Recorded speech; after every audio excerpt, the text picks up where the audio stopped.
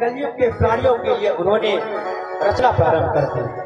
गणेश जी को बुला करके एक एक करके 14 पुराण लिख डाले, 4 वेद लिख डाले और सरल बनाने के लिए पंचम वेद का भी निरूपण कर दिया। श्रीमद् महाभारत का भी अवलोकन कर दिया। संतुष्टि नहीं मिली महाराज, वो चिंतातुर होकर के बैठे हुए महाराज। अब नारद जी ऊपर से देख रहे हैं, समझ गए, उनका भाव समझ गए कि क्या किया जाए। तो महाराज तुरंत उनके भाव को पढ़ करके नारद जी स्वर्ग से सीधे आते हैं धरातल पर व्यास जी को उपदेश देने के लिए। व्यास जी, अभी तक आपने तो बहुत कुछ लिखा, क्या आप भगवत चर्चा लिखे, श्री हरि की कथा लिखे? श्री हरि की कथा पर आपने अवलोकन किया, फिर क्या था महाराज? उदास मन से व्यास जी महाराज अपने आश्रम पर बैठे थे और उधर भगवान नारद जी गायन करते हुए, कीर्तन करते हुए धरातल पर आ रहे हैं। और गायन करते हुए क्या आ रहे हैं? श्याम ऐसो, श्याम ऐसो जिया में समाई गयो, समाई गयो मेरे तन मन की, हो मेरे तन मन की तुझे बिसराई गयो। श्याम ऐसो जिया में समाई गयो, समाई गयो हो मेरे तन मन की, हो मेरे तन मन की तुझे बिसराई गयो। श्याम ऐसो, श्याम ऐसो जिया में समाई गयो, समाई गयो मेरे तन मन की तुझे बिसराई गयो। श्याम ऐसो जिया में समाई गयो, समाई गयो मेरे तन मन की, ओ मेरे तन मन की तुझे बिसराई गयो।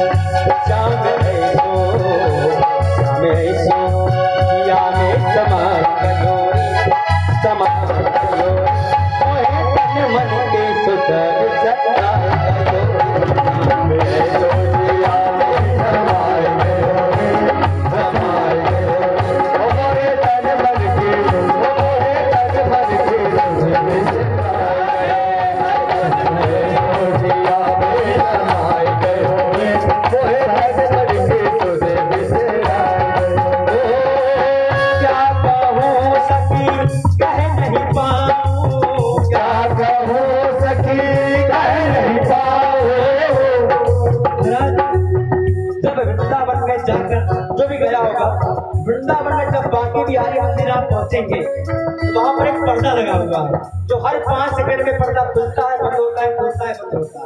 इसकी भी एक कथा है, मैं सुनाऊंगा आगे चलकर।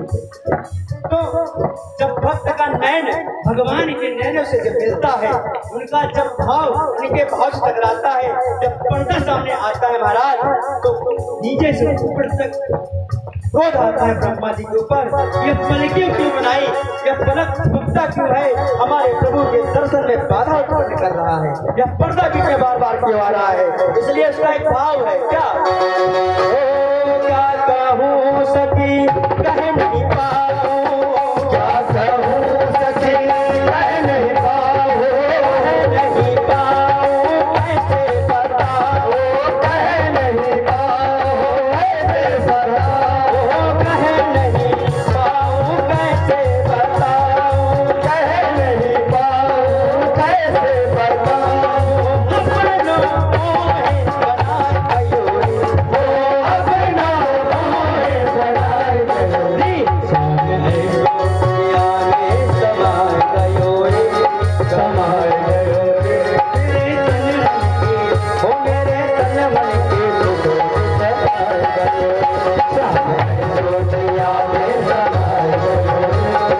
कयोरी, सोचिया में समाए कयोरी, समाए कयोरी, मेरे तन मन की सोचिया में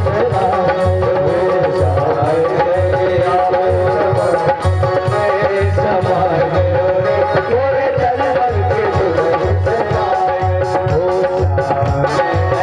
सुधरी समाए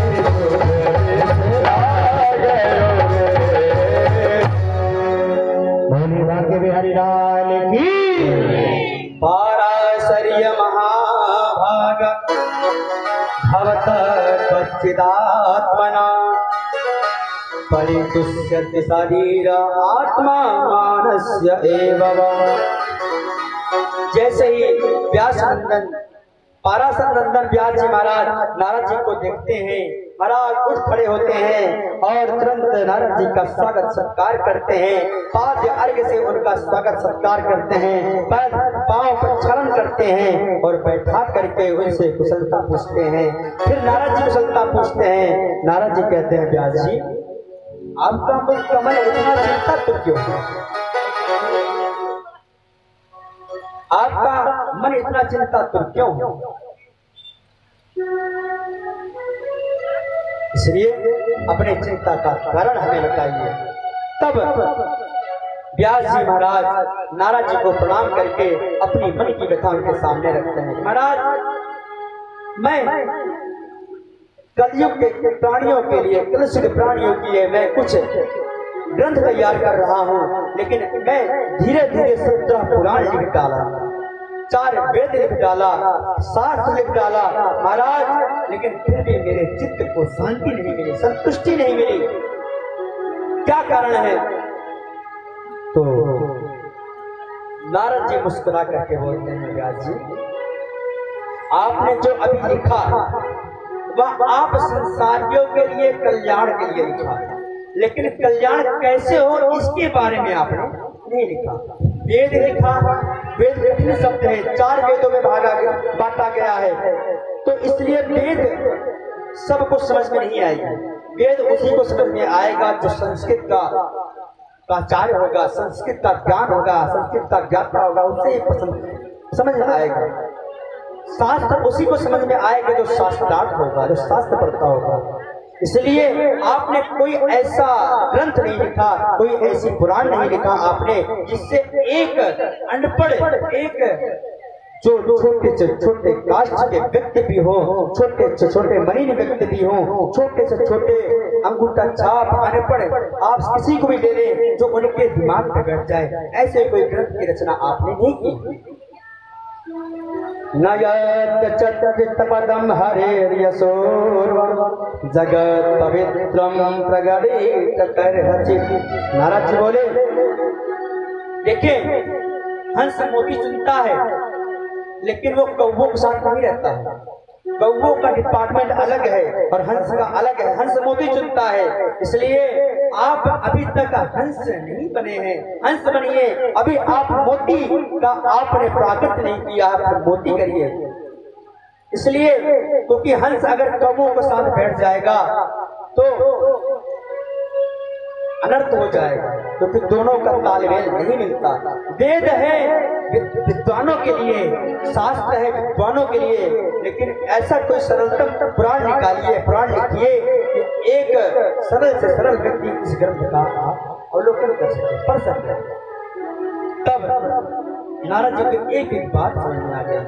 मैं श्री कृष्ण भगवान का ध्यान करके, श्री विष्णु भगवान का ध्यान करके, परम पिता का ध्यान करके, अभी तक जो मैं लिख रहा था मैं अपने से लिख रहा था, लेकिन जो मैं अब करने जा रहा हूँ, अब जो भगवान बोलेंगे, जो सुझाव देंगे, मैं वही लिखूंगा। नारद जी अपनी पूर्व कथा सुनाते हैं। कहते हैं, व्यास जी मैं पूर्व जन्म में क्या था? मैं पूर्व जन्म में एक दासी पुत्र था। मेरी माँ दासी थी, दासत्व का काम करती थी। एक बार चातुर्मास के लिए कई संत महात्मा एक गांव में आते हैं। मेरी माँ दासी थी, सारे संतों की सेवा करती थी। भोजन खिलाना हुआ, कपड़े धुलना हुआ, बर्तन साफ करना हुआ, झाड़ू पोछा करना हुआ, सब मेरी माँ करती थी। और मैं छोटा सा बालक था, मैं अपने मैया के साथ लगा रहता था।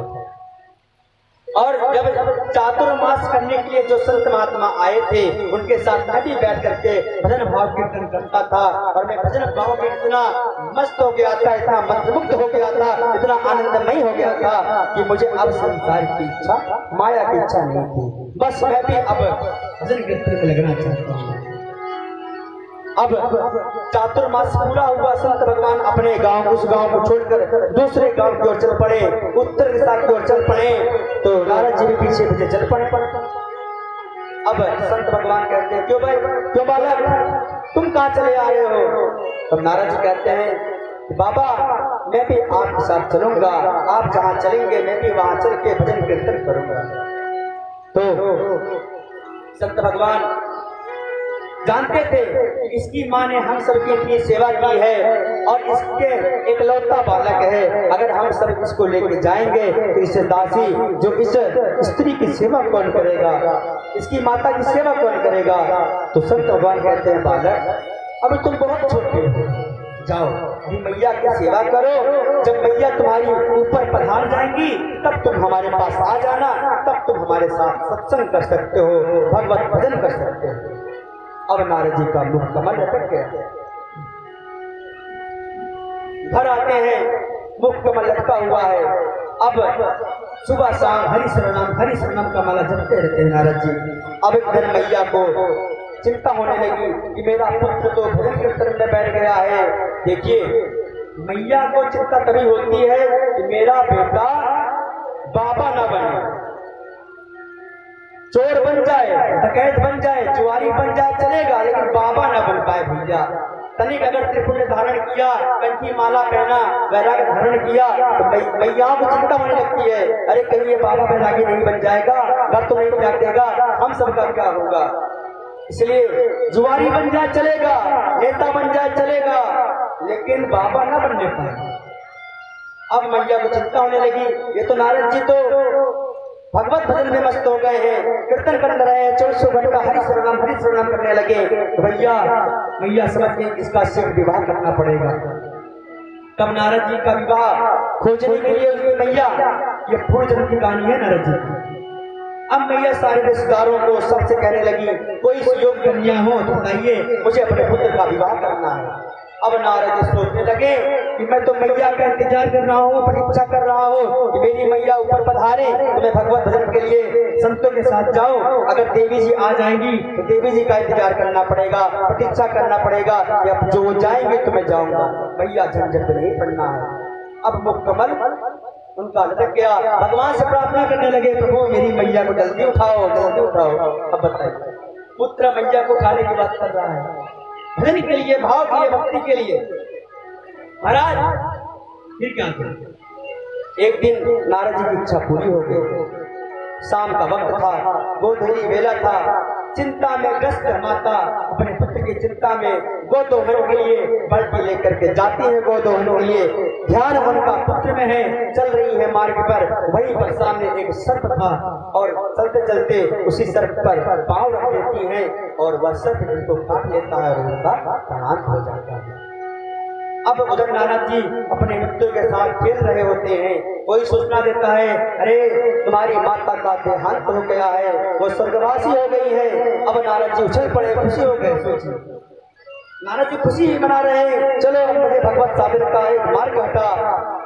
लेकिन नारद जी सोचने लगे, अरे मुझे खुशी नहीं होना है, अगर मैं खुशी होऊंगा तो गांव समाज क्या कहेगा कि माता के मरने पर खुशी होता है, इसलिए झूठ मूठ का थोड़ा शुरू बहाना पड़ेगा। महाराज जल्दी जल्दी आकर सारा क्रिया करते हैं, उसके बाद तुरंत उत्तर दिशा की ओर चल पड़ते हैं जहाँ संत समागम हुआ था, जहाँ संत गए थे। अब संत भैया 5 साल पहले कहाँ पहुंचे किसी को नहीं पता। ढूंढते ढूंढते नारद जी थक गए, एक जंगल में एक कूप के पास जल पान करके वहीं पर बैठ गए और एक आसन लगाकर आंख बंद करके भगवान का ध्यान करने लगे। और जैसे भगवान का ध्यान कर रहे हैं, स्नात्वा पीत्वा हृदयनज्जा उपविष्टो कथा। महाराज जैसे ध्यान कर रहे हैं, तभी उनके आंखों के सामने क्या होता है, चतुर्भुज धारण किए हुए नारायण भगवान दर्शन देते हैं। जैसे दर्शन देते हैं तो नारद भगवान जी का आंख खुल जाता है। जैसे ही आंख खुलता है भगवान अंतर्ध्यान हो जाते हैं। अब नारद जी व्याकुल हो गए, मेरे प्रभु कहाँ गए, कहाँ गए। महाराज अश्रुपात करने लगे कि प्रभु दर्शन देकर कहाँ गायब हो गए। अश्रुपात कर रहे हैं, विलाप कर रहे हैं, प्रभु मुझसे क्या त्रुटि हो गई, आप मुझे दर्शन दिए। अरे दर्शन देते तो ठीक से देते प्रभु। तब आकाशवाणी होती है, अभी